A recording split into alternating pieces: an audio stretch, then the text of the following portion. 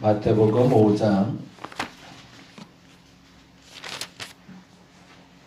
21절에서 32절까지 말씀 같이 봅니다. 말씀드린 김재환 장로님 위해서 계속 기도해 주시기 바랍니다. 남원에 계신 그 김은슬 집사님, 김형석 집사님이라고 계세요. 김형석 집사님의 아버지 되시는 분인데 어저께 삼성의료원에 올라와서 직장암 수술을 받으셨거든요. 근데 수술 끝났는데 다시 고통을 너무 호소하셔서 다시 병원에 또 들어가셨어요. 그래서 재수술을 받았는데 저녁 9시부터 다시 수술을 시작하셨대요. 네, 새벽에는 제가 연락을 아직 못 받았습니다. 위에서 계속 좀 기도해 주시고, 오늘이 고비가 될 수도 있고 오늘이 어떤 계기가 될 수도 있으니까 오늘 가시기 전에 꼭 김재환 장로님 위해서 꼭 좀 이름 석자를 꼭 외쳐주시고 기도해 주시기를 부탁드리겠습니다. 5장 21절에서 32절까지 같이 한 목소리로 읽도록 하겠습니다. 옛사람에게 말한 바 살인하지 말라. 누구든지 살인하면 심판을 받게 되리라 하였다는 것을 너희가 들었으나 나는 너희에게 이르노니 형제에게 노하는 자마다 심판을 받게 되고 형제에 대하여 나가라 하는 자는 공회에 잡혀가게 되고 미련한 놈이라 하는 자는 지옥불에 들어가게 되리라. 그러므로 예물을 제단에 드리려다가 내 형제에게 원망 들을 만한 일이 있는 것이 생각나거든 예물을 제단 앞에 두고 먼저 가서 형제와 화목하고 그 후에 와서 예물을 드리라. 너를 고발하는 자와 함께 길에 있을 때에 급히 사화하라. 그 고발하는 자가 너를 재판관에게 내어주고 재판관이 옥리에게 내어주고 옥에 가둘까 염려하라. 진실로 내게 이르노니 내게 한 푼이라도 남김이 없이 다 갚기 전에는 결코 거기서 나오지 못하리라. 또 간음하지 말라 하였다는 것을 너희가 들었으나 나는 너희에게 이르노니 음욕을 품고 여자를 보는 자마다 마음에 이미 간음하였느니라. 만일 내 오른 눈이 너를 실족하게 하거든 빼어내버리라. 내 백체 중 하나가 없어지고 온 몸이 지옥에 던져지지 않는 것이 유익하며 또한 만일 내 오른손이 너로 실족하게 하거든 찍어내버리라. 내 백체 중 하나가 없어지고 온 몸이 지옥에 던져지지 않는 것이 유익하니라. 또 일러스되 누구든지 아내를 버리려거든 이혼 증서를 줄 것이라 하였으나 나는 너희에게 이르노니 누구든지 음행한 이유 없이 아내를 버리면 이는 그로 간음하게 함이요 또 누구든지 버림받은 여자에게 장가드는 자도 간음함이니라. 아멘. 21절에서 32절은 어제하고 동일한 방법으로 읽으셔야 되는데요. 5장 전체는 서로 연계에 대해서 계속합니다. 그러니까 말에 대한 연결고리, 그리고라는 단어가 있어서 이거, 그래서 이렇게, 그리고 이렇게 라고 말하는 접속사가 들어있는 것처럼 앞에 단어와 그 뒤에 단어가 연결되는, 이게 앞에 문장의 의미와 뒤에 문장의 의미가 이렇게 서로 가로넣기 비슷하게 연결돼서 가고 있습니다. 그래서 5장 1절에서 12절까지 성품에 대해서, 마음에 대해서 만들어진 자, 그들이 왜 중요한지, 그리고 그 성품을 만드는 건 내가 만드는 게 아니라 주께서 만들어 주시는 거다. 결국에는 애통하는 사람들이 하나님을 만나야 위로받는 것이고, 그리고 심령이 가난한 자들이 하나님을 만나야 천국을 경험한다 라고 이야기하며, 너희들의 성품 변화와 삶의 변화의 시작은 결국엔 하나님의 주관자이시지 너희가 아니다 라는 것을 이야기하고 있다면, 그 성품이 변화된 사람들은 어떤 삶을 살아야 되는가? 그러한 성품을 가졌다고 해서 그냥 그것으로 만족하며 살지 말고 그 삶이 어떠한 영향력을 드러낼 수 있는지를 알아야 되는데, 그것이 바로 빛과 소금의 역할을 감당하는 것이다. 그러니 그 성품을 가지고 저 사람 착하네, 저 사람 참 선하네, 저 사람 정직하네, 저 사람은 불의하지 않네 라는 말을 듣는 게 중요한 게 아니라, 그거는 세상 어떤 사람들도 다 들을 수 있는 얘기니까 그거 말고 정말 어려운 상황에서 그 환난 가운데서도 의를 위해서 핍박받는 그 순간에도 너희가 그 평강과 그 위로함과 그 애통함에 대해서 회복할 수 있는 빛과 소금의 역할을 감당할 수 있다면 그것이 진짜다. 그러니 진짜 그리스도인이 드러날 때는 오히려 평탄할 때가 아니라 고난받을 때다. 그래서 의를 위해서 정의를 위해서 핍박받는 그 순간에 진짜 빛과 소금의 역할을 감당하는 너희가 되어야 한다라고 예수께서 말하고 계신 거죠. 이건 굉장히 어려운 부탁이기도 하고 권면이기도 합니다. 근데 그러한 말을 하고 계시는 예수 그리스도 앞에서 걸림돌이 되게끔 질문을 던지는 사람들이 있었던 거죠. 그러면 도대체 예수, 네가 말하는 율법은 뭐냐? 도대체 어디까지 지키는 것이 맞고 어디까지 안 지키는 것이 맞냐? 그 기준을 좀 제시해봐라. 라고 이야기하자 그 기준에 대해서 이야기한 것이 17절입니다. 5장 17절. 같이 한번 볼까요?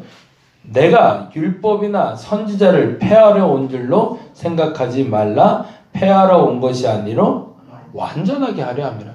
자꾸 율법에 대해서 곡해하는 것처럼 보이니까 주께서 하시는 일이 너 그렇게 하지 마라고 말한 거 그거 신경 쓰지 말고 이렇게 하라. 자꾸 이런 식으로 얘기하니까 그러면 당신이 말하는 율법은 도대체 뭐냐?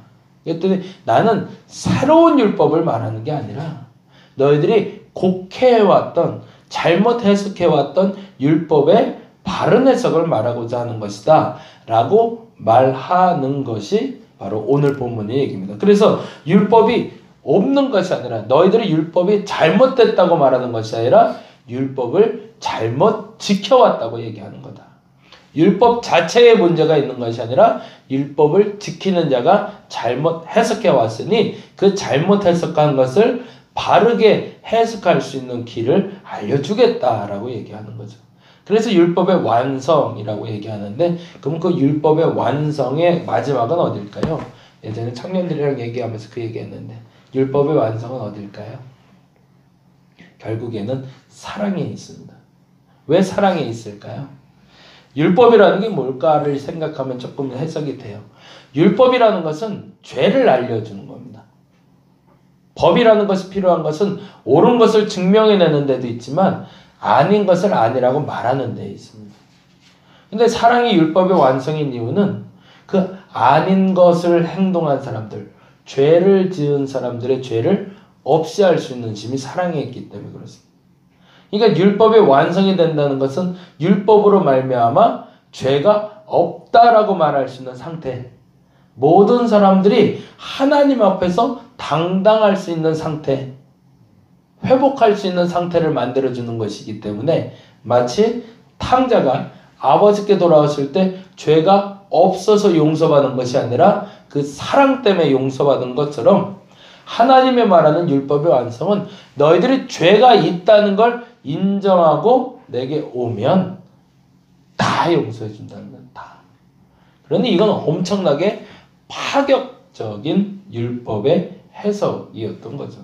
근데 그 얘기를 하고 있는 예수 그리스도의 이 율법에 대한 선포가 사실은 유대인들에게는 계속 걸림돌이 되었던 겁니다. 왜냐하면 그것으로 죄송하지만 득을 보는 것이 있었거든요. 예전에 설교, 요즘은 그렇게들 많이 하는데 겁주는 설교 많이 하잖아요.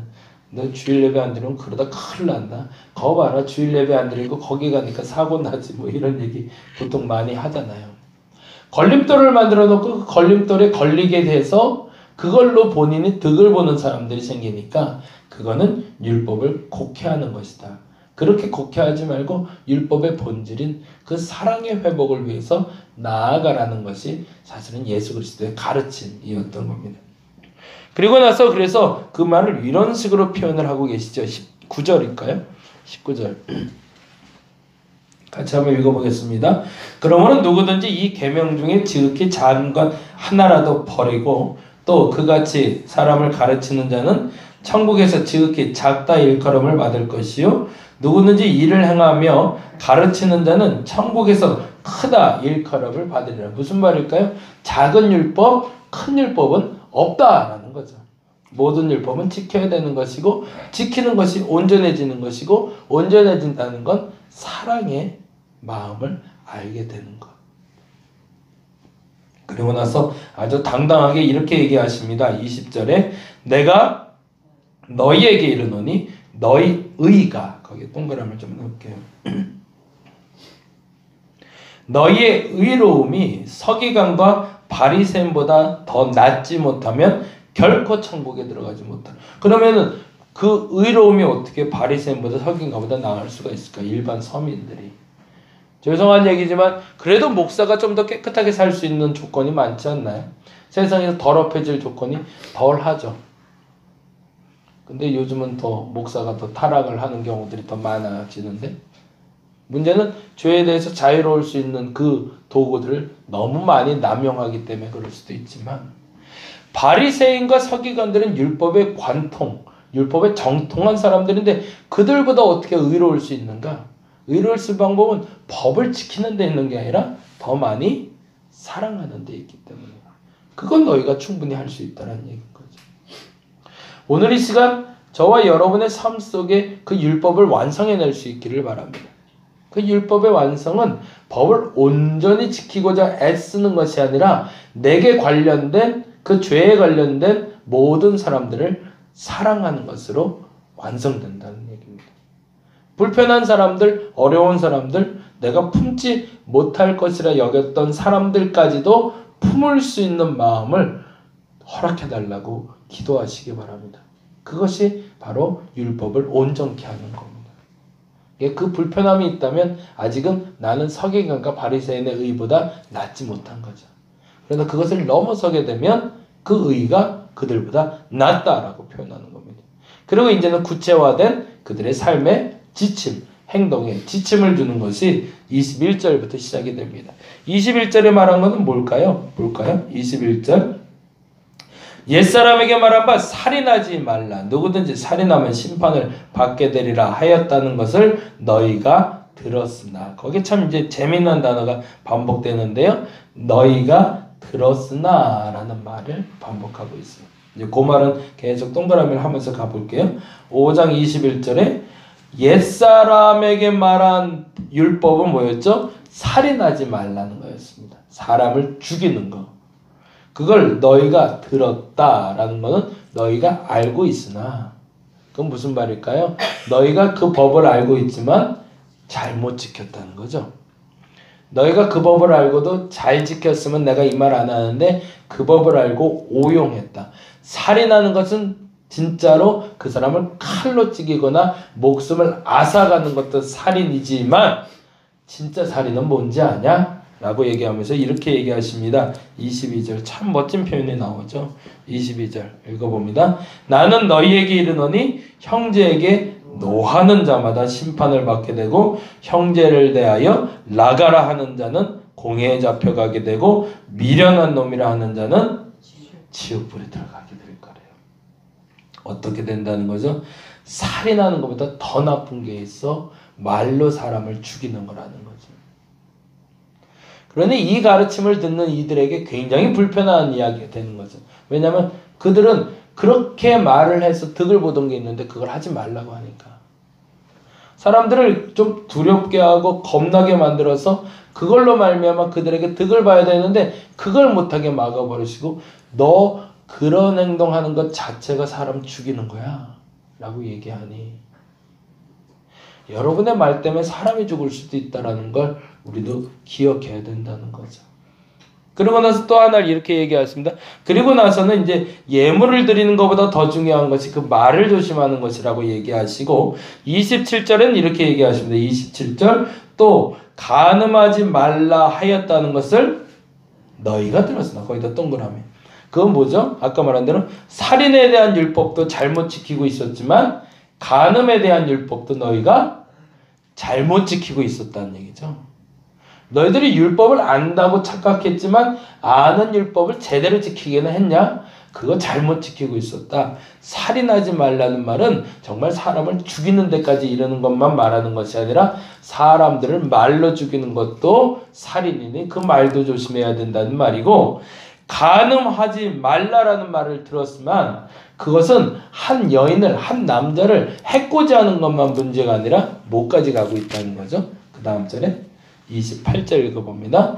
나는 너희에게 이르노니 음욕을 품고 여자를 보는 자마다 마음에 이미 간음하여. 마음에 동그라미 해주세요. 결국엔 뭐죠? 마음 공부에 대해서 이야기하고 있는 거죠. 너희들의 마음이 나를 향하지 않는 마음이 있다면 이미 그것으로 말미암아 간음이라는 죄, 그 이상의 죄를 범한 것이랑 똑같다는 얘기죠. 그리고 나서 사실은 오늘 이 두 가지 얘기의 기준이 되는 얘기는 29절하고 30절입니다. 볼게요. 29절. 만일 내 오른 눈이 너를 실족하게 하거든 빼어내버리라. 백체 중 하나가 없어지고 온 몸이 지옥에 던져지지 않는 것이 유익하며, 또한 만일 내 오른손이 너로 실족하게 하거든 찍어내버리라. 내 백체 중 하나가 없어지고 온 몸이 지옥에 던져지지 않는 것이 유익하니라. 똑같이 반복되는 단어가 있는데 그 중에 오른 눈과 오른 손에는 좀 동그라미 좀 해볼게요. 왜 하필 왼손이 아니라 오른손일까요? 왜 왼쪽 눈이 아니라 오른 눈일까요? 우리 말대로 왼 할 때 오른쪽은 이쪽 우측 좌측을 얘기하는 게 아니라 바른 것을 얘기하고 유용한 걸 얘기합니다. 내게 가장 유용한 것이, 내게 이득을 주고자 하는 것이, 내가 가장 좋아하는 것이 만일에 나를 실족하게 한다면 그거를 버려버리라는 얘기입니다. 내가 바라보고 내가 좋아하는 것이 있는데 그것이 예수 그리스도를 믿고 따르는데 불편하게 된다면 버릴 수 있어야 되지 않겠는가? 간음하는 것, 그것이 죄에 이르기까지 너의 마음속에 네가 좋아하는 게 있지 않았느냐라고 물어보는 거죠. 살인하는 것, 그 전에 너의 마음속에 그 사람을 미워하는 마음이 있지 않은가? 근데 왜 미워하는 마음이 생겼냐는 거죠. 그가 너보다 잘났기 때문 아니냐. 그가 너를 해코지 하기 전에 그에 대한 불편한 마음이 있어서가 아니냐. 너의 좋은 것을 뺏어갔기 때문이 아니냐. 그렇다면 그걸 뺏길 수 있는 마음이 있어야 너의 가장 유용하게 여겨지는 오른 눈, 오른 손이라 할지라도 그것이 하나님을 따르는 데 있어서 걸림돌이 된다면 과감히 제거해버릴 수 있어야 된다. 그래서 성경의 단어는 실족이라는 단어를 쓰는데 실족이라는 단어에서 덫이라는 단어가 나옵니다. 근데 이 실족은 크게 세 가지 뜻이 있어요. 첫째는 걸림돌이 되다. 아까 말한 대로. 우리에게 가장 좋아 보이는 그것이 내게 걸림돌이 될 수 있다는 것이고요. 그 걸림돌이 되다는 말의 다른 뜻이 방해하다라는 뜻도 있고 믿지 못하게 하다라는 뜻도 있고, 걸림돌이 돼서 그것을 믿지 못하게 만들고 마지막엔 오해하게 하다라는 단어로 갑니다. 결국에 내가 가장 좋아하는 것을 하나님이 버리라 하는데 그것을 버리지 않고 있으면 내가 하고 싶은 건, 내가 신앙생활에도 이것만은 내가 해야 되는데 이것까지 버리라고 그러면 그거 하나님 아니죠? 라고 말하는 그 욕심, 그거를 버릴 수 있어야 되는데 그걸 못 버리면 어떻게 되냐면 나중에 신앙생활 하다 어느 시점에 가서 그게 걸림돌이 되고요. 그건 하나님을 믿지 못하게 만들고 결국에 그걸로 오해가 돼서 하나님을 버리게 될 거라는 겁니다. 이게 어느 시점에 버리는 것이 좋으냐? 그걸 깨닫는 그 시점에 바로 내려놓는 게 맞는 거죠. 어제가 그랬는데 연장전까지 할 게 뭐야? 빨리 좀 끝나지, 축구가. 그거 좀 빨리 끝났으면 새벽에 이렇게 힘들지 않은데 한 10시 정도에 끝내주면 딱 좋잖아. 그걸 새벽 1시까지 하는 바람에. 근데 못 버리겠는 거죠. 그걸 봐야 되는데 어떻게 해야 돼? 이게 조금 있으면 끝날 것 같으니까. 그 유혹이 아주 사람을 괴롭게 만들어요. 이거 아침에 일어나니까 초토화되어 있는 아주 작은 유혹인데요. 내게 좋아 보이는 걸 버리는 게 세상 어려워요. 너무너무 어려운 일이에요, 사실은. 그게 말할 땐 쉬울 것 같죠? 근데 조금만 더 하면 될 것 같거든요. 그리고 요것만 끝내고 하나님 믿어도 될 것 같거든요. 요것까지만 정리하고 다음에 할게요. 이번까지만 하나님 실점 안 하고 다음 달부터 할게요. 이번 달까지만 예배 못 드리고 다음 주부터는 진짜 예배 잘 드릴게요. 무서운 얘기거든요. 그것은 나중에 뭐가 되냐면 걸림돌이 되고요. 그것은 나중에 하나님을 오해하게 만들고요. 하나님을 믿지 못하게 만든다는 거. 오늘 내게 가장 좋은 건 그 오른손을 잘라버리시기 바랍니다. 그 오른눈을 잘라버리시기 바랍니다. 지금 깨달아졌을 때 자르지 못하면 계속 고생하고 걸림돌이 된다는 겁니다. 그 걸림돌을 제거하는 오늘 첫날이 되시기를 간절히 바랍니다. 기도하겠습니다. 그게 뭐라고 그렇게 집중하는지, 남들은 뭐라고 해도 내게 가장 소중한 것이기 때문입니다 라고 말을 하지요. 그러나 세상 뒤돌아보았을 때 그게 지금 당장 내게 그렇게 소중한 건 아닙니다. 내 눈에 보기 좋은 것 때문에 하나님을 멀리하는 어리석음 없게 하여 주시고, 내 오른손 때문에, 내 오른눈 때문에 실족하는 어리석음 없게 하여 주옵소서. 내 눈이 좋은 것을 쫓아가지 말게 하시고, 내 손이 좋은 것을 쫓아가지 말게 하시고, 하나님이 보라 하는 것을 보게 하시고, 하나님이 만지라 하는 것을 만지게 하여 주시옵소서. 오늘은 내가 좋아하는 그것을 잘라보는 연습을 해보려고 합니다. 실족해 하기 전에 결단하게 하여 주옵시고, 그 결단으로 오늘 자유함을 얻게 하여 주시며 온전한 율법의 완성을 보게 하여 주시옵소서. 우리 김재환 장로님 기억하여 주시고 다시 한번 기도하기를 원하는데 하나님 회복시켜 주시옵소서. 감사합니다. 고마우신 예수님 이름으로 기도드렸습니다. 다 같이 기도하고 돌아가도록 하겠습니다.